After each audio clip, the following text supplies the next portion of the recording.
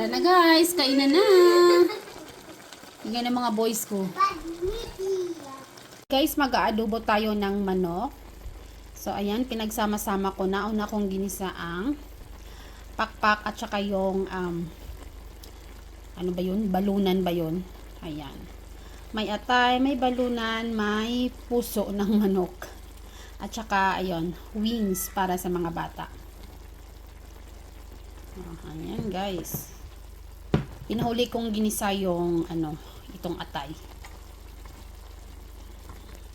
Maglagay tayo ng ground pepper or pamintang durog, pamintang buo para mabango, at dahon ng laurel.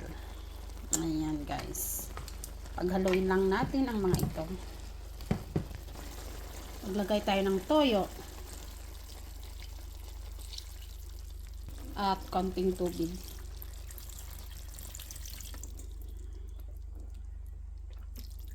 Ayan. Yan, takpan at pakuluan natin. Guys, pagkatapos ng 20 minutes, maglagay tayo ng suka. So, hinuhuli ko talaga yung sukang ilagay, guys. At lagyan natin ng oyster sauce. Naglalagay ako ng oyster sauce, guys, kasi parang mas malinamnam siya, mas malasa.